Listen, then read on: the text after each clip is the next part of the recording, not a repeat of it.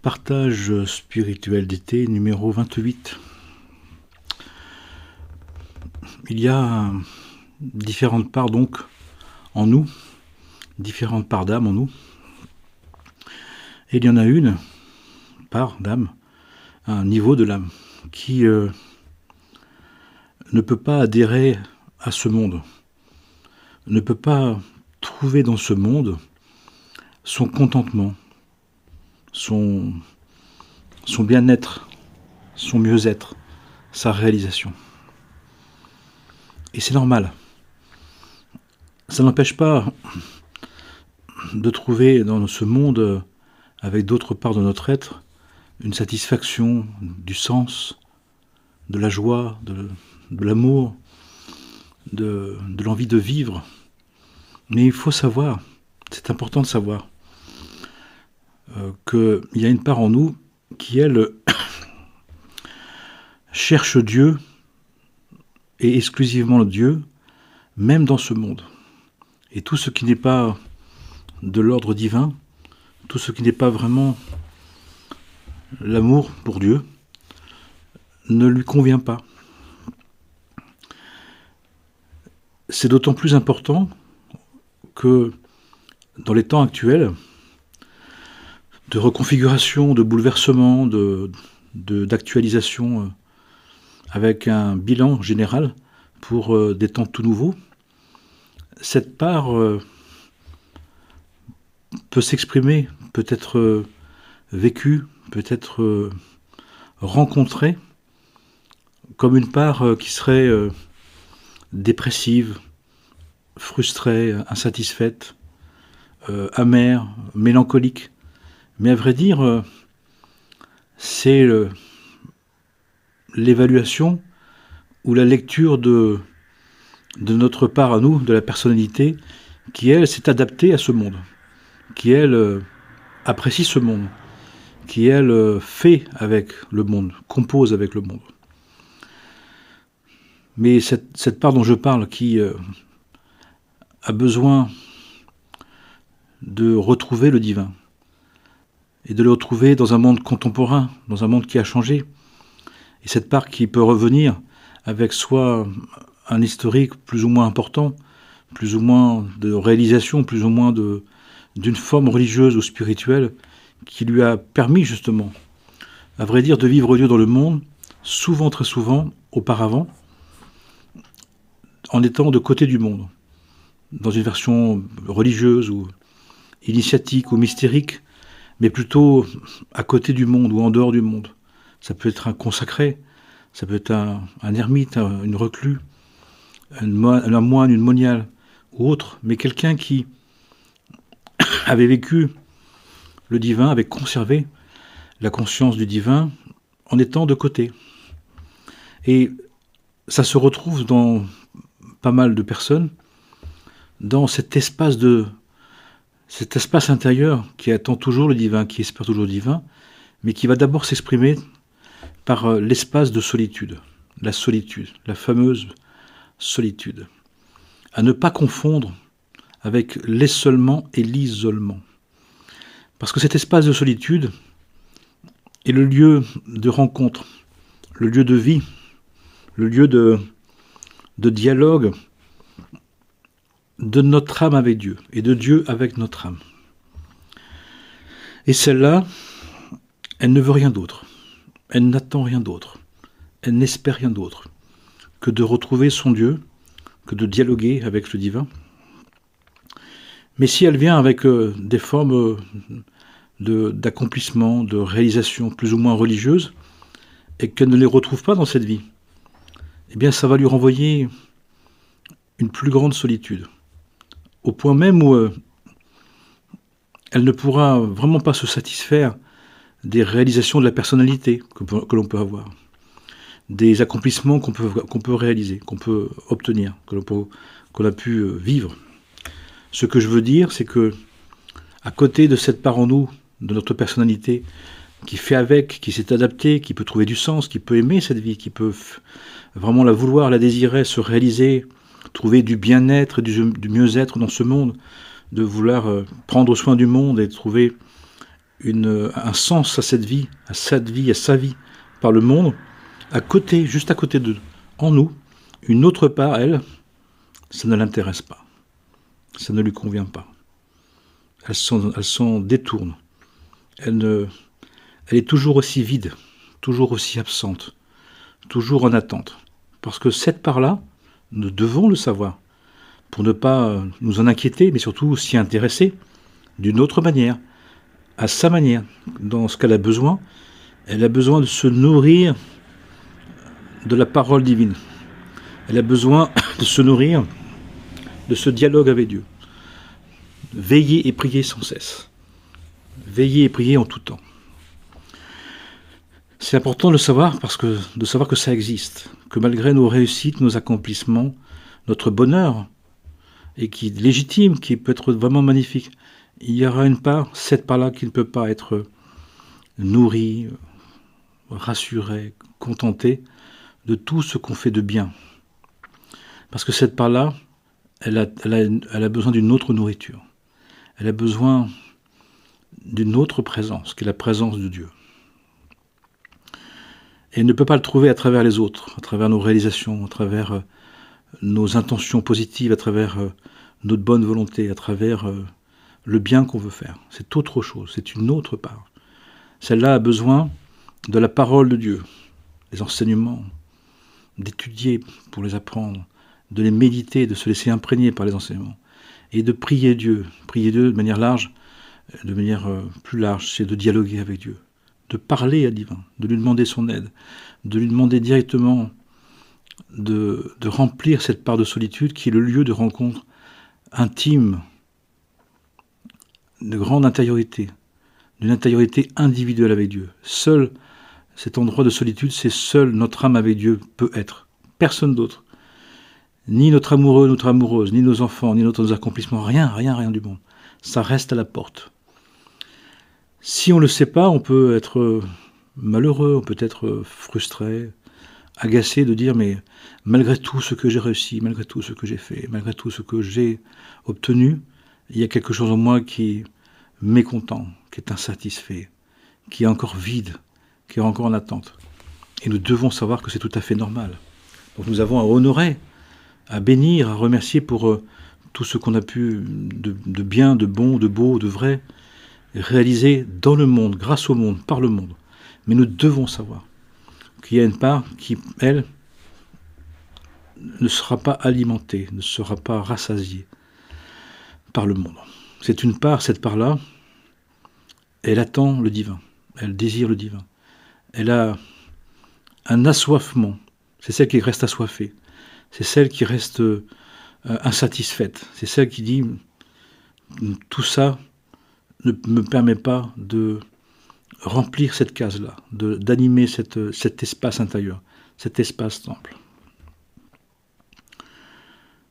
Si nous le savons et que nous en tenons compte, nous pourrons honorer chaque part de l'être avec sa teneur d'être, avec son besoin spirituel particulier, spécifique, différent, unique, et de faire en sorte que nous ne soyons pas accablés ou déçus de dire mais malgré tout ça, tout ce que j'ai fait, tout ce que j'ai vécu, tout ce que je veux encore, il y a une part qui ne peut pas se remplir du monde.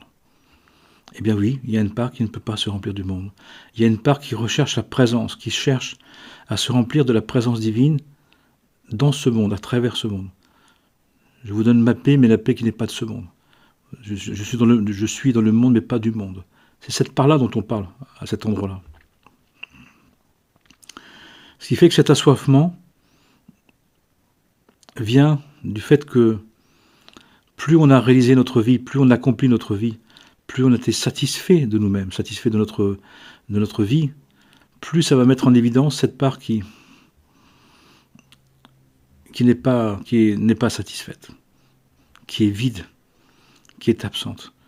Et comme généralement on l'a rencontrée dans des moments difficiles, des moments de désillusion, des moments de frustration, des moments d'abandon, des moments d'abus, de maltraitance, de rupture, eh bien on peut penser que ce serait comme une part, on peut interpréter selon la conscience ordinaire, selon la personnalité, que c'est une part dépressive, c'est une part de mal-être chronique, de comme quelqu'un me disait, c'est comme si j'étais tout... Les gens me disent, mais t'es chiante, t'es jamais satisfaite. Ou tu saoules, t'es jamais content. Mais on peut être très content, très satisfait de ce qu'on a vécu, de ce qu'on fait, de ce qu'on est, et en même temps, d'avoir cette part aussi qui, elle, n'est pas intéressée, n'est pas concernée, n'est pas touchée par tout ça. Et c'est tout à fait normal. C'est celle qui n'a jamais oublié Dieu, c'est celle qui ne veut pas l'oublier, c'est celle qui ne peut pas l'oublier, et qui a besoin d'une rencontre nouvelle, ou de renouveler la rencontre avec le divin. Ça veut dire aussi que cette part-là, elle ne peut pas être nourrie de notre bonnes intentions psycho-spirituelles, ou qui nous fait penser que notre bonne volonté viendrait de nous, que nous aurions un degré spirituel en nous qui viendrait de nous-mêmes. Cette part n'y croit pas. Cette part sait que c'est faux. Cette part sait que ça n'existe pas pour elle. Elle sait très bien, cette part, qu'elle a été engendrée par Dieu, qu'elle a été créée, engendrée par Dieu, et qu'elle a besoin de se nourrir de cette relation-là. On peut être très heureux dans sa relation à son mari ou à sa femme, à ses enfants, mais si on n'a pas eu suffisamment de relations avec son père ou avec sa mère, les autres relations ne peuvent pas compenser, ne peuvent pas faire oublier, ne peuvent pas compenser ça. C'est toujours un manque. Eh bien en nous, il y a une part de notre être qui, plus on réussira dans notre vie à notre manière, plus on réussira les autres parts, plus se mettra à jour dans son assoiffement. Et actuellement, dans les temps dans lesquels on est, justement, nous avons à retrouver en nous l'espace temple, l'espace du sacré, qui a besoin de retrouver, de désirer et d'activer un nouveau dialogue avec le divin. Un nouveau dialogue dans le sens, un dialogue avec le divin qui respecte notre personnalité, qui respecte notre unicité, qui respecte notre originalité. Et pour autant, qui a besoin de se relier, qui a besoin de s'abreuver, qui a besoin de s'abreuver à cette source pour ne plus être assoiffé, pour trouver le complément à notre réalisation personnelle, à notre bon vouloir personnel, à notre version personnelle du divin, qui se passe du divin, à vrai dire. Combien de personnes, finalement, ont une intention spirituelle qu'ils considèrent être la leur, comme une bonne volonté personnelle. Mais cette part, elle sait très bien que ça ne peut pas suffire. Celle-là, elle sait qu'elle a besoin de son créateur, qu'elle a besoin de son maître, de son seigneur, de son roi, qu'elle a besoin de se ressourcer à une source qui n'est pas elle, ce qui est logique. Un prisonnier ne peut pas se sauver tout seul. On ne peut pas se libérer tout seul. On ne peut pas se libérer par soi-même. On a besoin de se libérer par un maître, par un enseignement maître, par un maître qui est Dieu, un maître divin, dans tous les cas. Une fois qu'on a compris ça, on peut commencer à s'apaiser avec ce qu'on fait, ce qu'on a réalisé, ce qu'on veut faire. Et de comprendre que on peut faire ce qu'on a envie, on peut faire le bien qu'on veut faire, mais que ça ne fera pas tout. Et que le travail spirituel, le retour vers le Père, comme dans la parabole du Fils prodigue, sera à faire, restera à faire. Et justement, parce qu'on aura très bien fait notre vie personnelle, parce qu'on aura très bien fait notre vie psychospirituelle, religieuse, avec nos croyances, qu'à un moment donné, ça mettra d'autant mieux à jour, d'autant plus à jour, qu'il y a quelque chose qui manque, qu'il y a quelque chose qui ne peut pas se faire.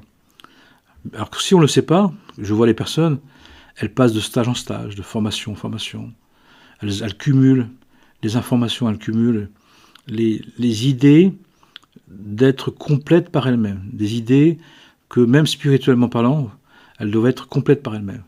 Mais à un moment donné, et c'est là où généralement on vient voir un prêtre, après avoir vu tout le monde, on a fait le tour des psychologues, des psychiatres, des psychanalystes, des versions psychologiques, psycho-spirituelles, on vient voir le prêtre en disant mais il y a quelque chose qui manque.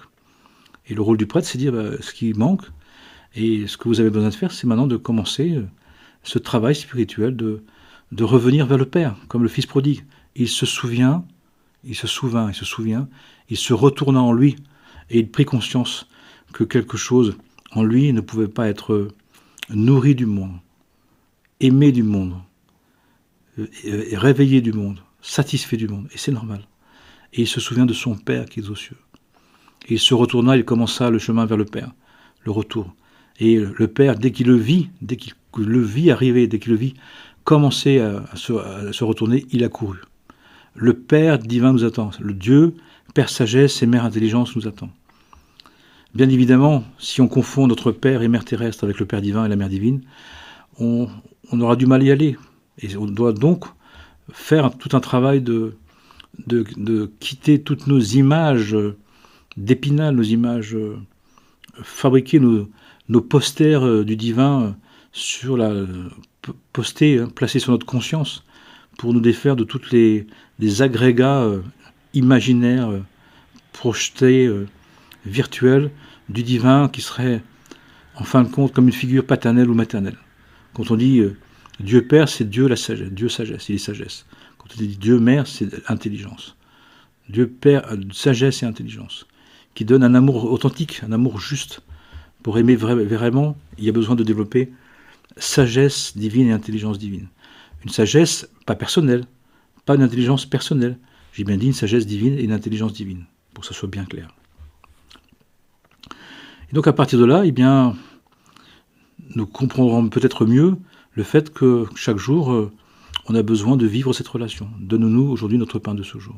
Seigneur, je te rends grâce de m'avoir rendu mon âme ce matin, parce que je sais que, comme le sommeil c'est 1/60 de la mort, je me suis réveillé. Donc j'ai encore une journée à vivre. Et à vivre pour faire ce que j'ai envie, bien évidemment, ce que je souhaite, ce que je désire, mais aussi pour te rencontrer, pour vivre cette relation dans l'incarnation, dans ma relation, chaque jour. Ce qui fait que chaque jour suffit sa peine. À chaque jour, il y a besoin d'une rencontre, il y a besoin d'un temps avec le divin pour nous, justement, nourrir cette part d'âme qui a besoin de se nourrir, comme chaque autre part. C'est pour ça aussi qu'à la fin de la semaine, le 7e jour, on repose en Dieu. C'est-à-dire qu'on est complètement dans cette dynamique, dans cette dimension du sacré, où on est déjà un jour sur 7, dans cette ambiance de l'espace-temple, où on est auprès du divin, sagesse, Père sagesse et Mère intelligence. Une fois qu'on a commencé à comprendre ça, et qu'on a commencé à s'occuper de cette partie-là, eh bien,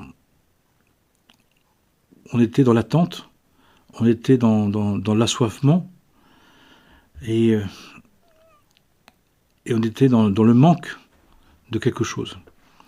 Et maintenant, on va être dans un désir de complétude. On va comprendre, quand on fait l'expérience de sa présence, un tant soit peu, de temps en temps, même si on le vit au début, mais le temps de s'habituer à cette présence, à cette dynamique, à cette dimension de la présence que nos 5 sens ordinaires ne peuvent pas vraiment capter, donc ils ne perçoivent pas, il y a besoin de nous mettre dans une pratique suffisamment longtemps, on le dit au moins 3 ans et un tiers, intensément, vraiment, au quotidien, pour que les sens suprasensibles soient capables de capter cette présence divine qui est dans cet espace-temple que le monde ne peut pas remplir, mais qui, enfin perçu par cet espace-là, mais parce que les 5 sens ordinaires, eux, ne conçoivent pas ça.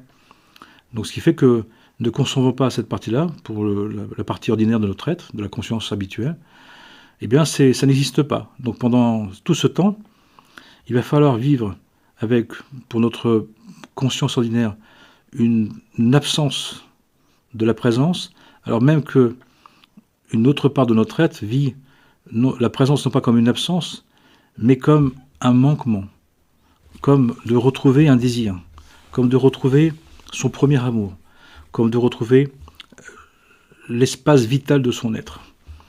Et donc à la fois, on vit avec une partie de notre personnalité qui ne comprend pas et qui est frustrée parce qu'elle ne comprend pas et elle ne ressent pas les choses. Donc elle vit cet espace depuis toujours comme une absence insupportable, qu'elle veut remplir du monde et qu'elle n'y arrive pas.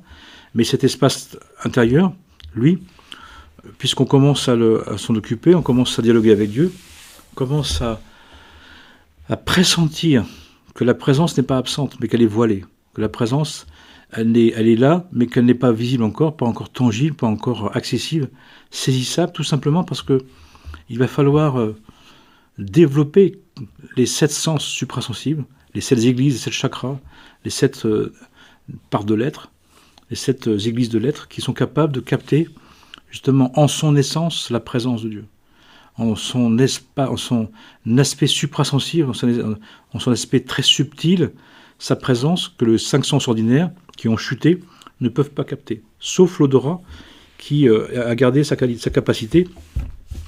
Les bonnes odeurs peuvent nous aider, les odeurs de sainteté, les huiles essentielles par exemple, les très bonnes odeurs peuvent nous aider justement à préparer les sens suprasensibles, à ressentir la présence en son essence, c'est-à-dire d'une subtilité, d'une qualité d'être très très subtile, très fine, très diaphane, très éthérée, mais qui est quand même présente, et qui va nous demander, pour la capter, pour la recevoir, pour la vivre, un alignement, une équanimité, une docilité, une paix, une tranquillité, une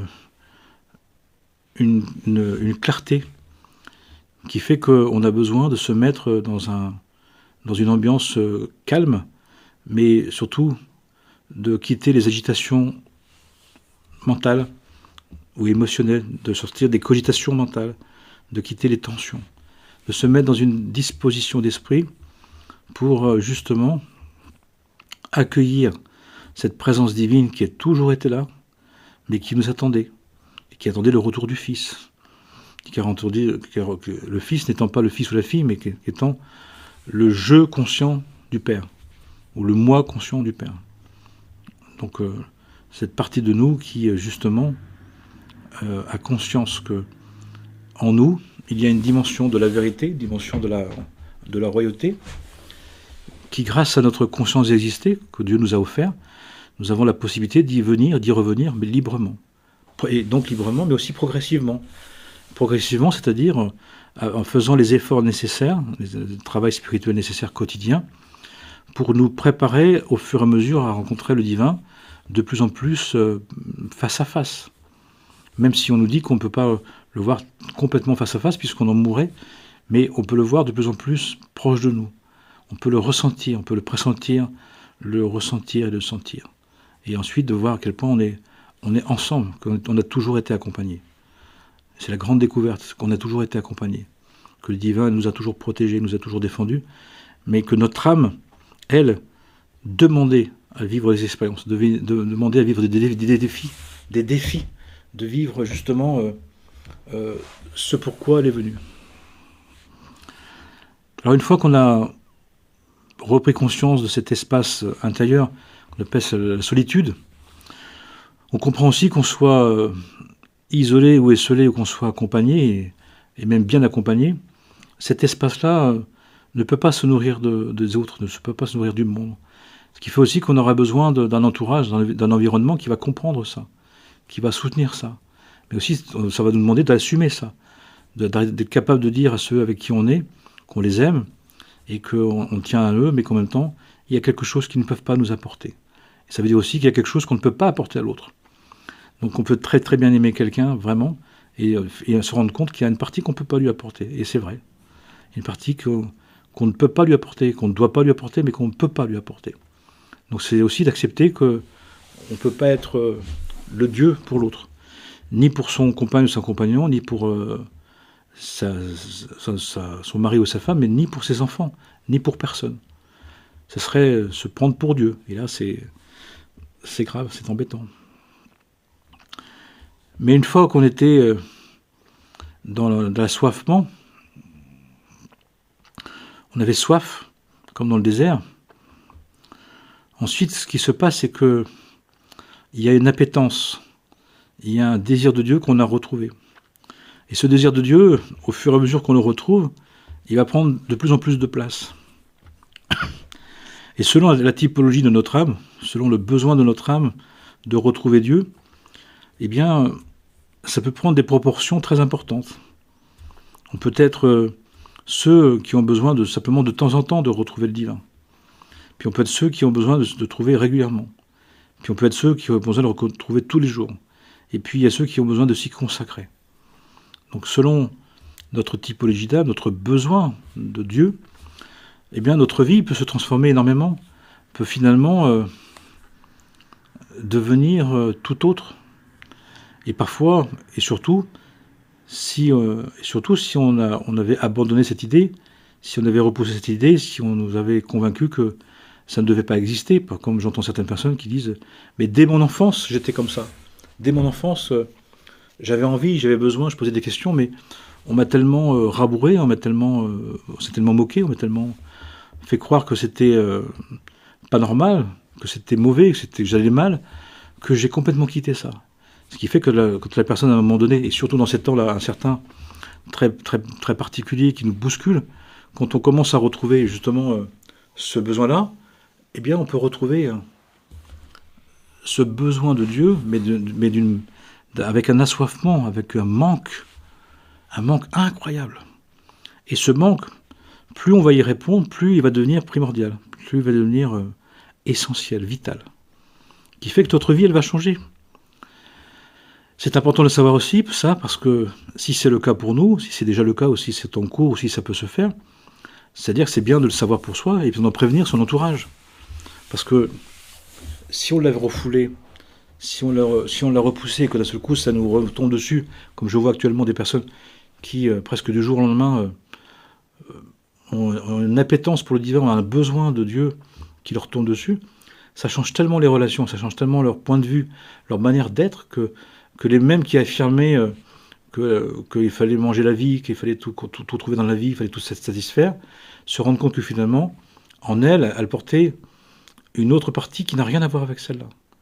Mais donc il faut en informer son entourage, qu'il y a eu un changement, que c'est plus tout à fait pareil, qu'il y a quelque chose qui s'est modifié, qu'il y a quelque chose qui n'est plus de la même teneur. On a trouvé autre chose en nous. On revient, ou on repasse, ou on passe par une étape de notre vie qui peut être très très différente. Et c'est important de le dire à nos partenaires, à ceux qui nous entourent, pour les rassurer, pour ne pas qu'ils pensent qu'on est très très mal et qu'on a un gros problème. Surtout si on avait mis de côté le divin, surtout si le divin on l'avait dénigré, surtout si on l'avait mis complètement, si on l'avait tellement refoulé on avait même critiqué, qu'on s'était même moqué. D'un seul coup, comme je vois des personnes qui d'un seul coup prennent conscience de leurs besoins de religieux, comme ils disent, de croyance, de foi, d'amour de Dieu. Et en ce moment, ce qui est très beau et très étonnant, mais on est dans des temps d'apocalypse, de dévoilement, de pré-résurrection, de pré-temps messianique, eh bien, il y a des visitations de l'Esprit Saint, il y a des interpellations de Dieu, il y a des propositions du divin qui sont pour les êtres comme un rendez-vous qui change tout, qui passe à une autre étape de vie, qui change la donne, qui s'impose, qui demande, qui réclame, ça devient vital. Et d'un seul coup, quelqu'un qui était très à l'extérieur, très du monde, qui se moquait même, qui pouvait s'emporter, d'un seul coup, elle devient religieuse, elle met du sacré, elle met du lien, elle pense au divin, elle parle du divin. Qu'est-ce qui se passe? Tu fais partie d'une secte, t'as été envoûté, comme certains disent. Non, c'est que ce que je veux dire là, c'est que surtout les personnes qui auraient refoulé cette dimension du sacré parce que leur histoire personnelle l'a fait, peuvent le retrouver très rapidement et de manière très intense. Et donc, il s'agit de faire un temps de transition, il s'agit de l'intégrer quand même au fur et à mesure, de s'autoriser à se penser comme ça, de s'autoriser à l'envisager comme ça, à l'accueillir. Ça ne veut pas dire qu'on dénigre le reste, bien au contraire, on place dans notre vie cette part-là qui émerge, qui s'exprime, qui nous visite, qui se déclenche. Et je vois dans les thèmes des personnes où ça se déclenche du jour au lendemain, mais ils s'y attendaient pas autant. Ils avaient tellement conçu un divin personnalisé, un divin accessible, un divin tangible, selon l'âme de sensation, de sentiment d'entendement, selon ma compréhension, selon ce que je veux, que grâce à ce travail-là qu'ils ont fait, grâce à leur beau travail, grâce au fait qu'ils ont bien fait ça, se met à jour justement cette dimension du sacré, où là, ce n'est pas le sacré d'eux-mêmes, ce n'est pas le sacré qu'ils veulent produire, ce n'est pas le sacré qu'ils veulent faire être, c'est une rencontre. Le rencontre avec un mystère, la rencontre avec une présence, la rencontre avec une autre dimension qui déstabilise, qui bouscule les valeurs, qui re-questionne, qui parfois remet en cause profondément les êtres. Parce que cette part-là, on l'a tellement refoulée, tellement mise de côté, tellement mise à l'écart, que dans cette fin des temps anciens, encore une fois, Dieu préserve, pas la fin du monde, ce refoulé du sacré, que l'on porte au titre de notre âme, mais au titre aussi des générations, de l'héréditaire, peut être tellement refoulé, mais tellement important, que là, dans cette fin des temps où on ne peut plus le reporter, nous dit-on, on ne peut plus le mettre en attente encore, il peut rejaillir en un instant dans notre vie. Et là, à ce moment-là, pour accepter ça, pour bien le vivre, on a besoin d'une structure, on a besoin d'une aide, on a besoin d'un accompagnement, on a besoin de savoir à quel point ce besoin du divin nous importe, est important. Et que c'est essentiel de le considérer. Mais encore une fois, sans se mettre à l'écart, sans dénigrer le reste, sans juger le reste. Au contraire, c'est de l'associer, de lui donner une part. Mais en tout cas, d'en prendre soin aussi. Et de respecter cette demande qu'on a en nous. Cette demande qui peut nous paraître comme incongrue, qui n'a jamais été vue, ou qui a été vue il y a très longtemps quand on était enfant, mais voilà, oubliée, mise de côté, comme je peux voir pour les personnes. Surtout si on a participé à des versions du monde, surtout si on a participé à l'idée d'un divin par soi-même, d'un divin en soi, ou même si on avait considéré le côté non religieux, mais divin, ou le principe, l'énergie, la présence, la conscience, la couleur. Une manière de dire qu'il y a du divin, mais en étant inconforté par le fait qu'il y a un Dieu créateur. Et cet espace-là, cet endroit de nous, ne peut pas vivre les conceptions personnalisées avec une part refoulée, refusée, réfutée du sacré. Il y a un dialogue à engendrer. Il y a un dialogue à mettre en place, il y a un dialogue à revivre, à de nouveau reprendre avec Dieu, avec son Créateur, avec son Maître, son Seigneur, son Roi. Décharger, défait des religiosités, certes, des religiosités religieuses, des croyances religieuses, mais aussi des croyances personnelles, psychospirituelles.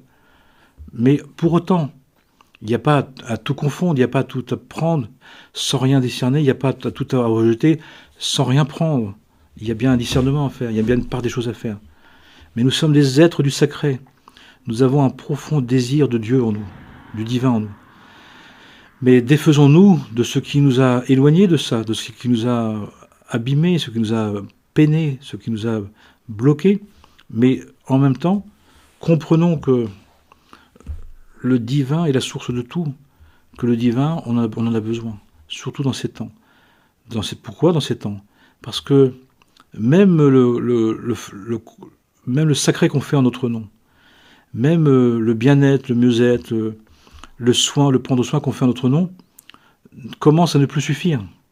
Parce que les temps étant déstabilisés, les temps étant dans une reconfiguration, eh bien, quand on est dans un temps stable, dans un temps habituel comme on a pu connaître encore, eh bien, d'améliorer, de mettre de la qualité d'être, de la qualité de faire, de vivre est possible.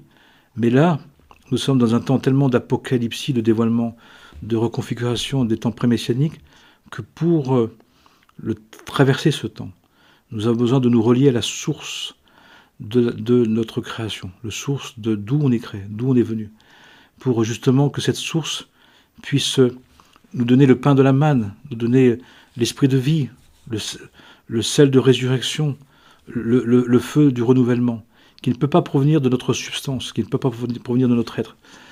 Tout simplement parce que cette source, elle nous est commune, et cette source, elle doit à la fois nous abreuver, mais aussi abreuver les autres, et abreuver les liens entre les autres.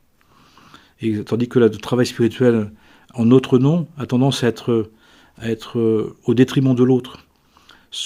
Parfois c'est un petit groupe en entre-soi, en entre-nous, comme nous comme ça et pas les autres. Mais le divin, il veut qu'on développe une conscience unitive, inclusive et universelle.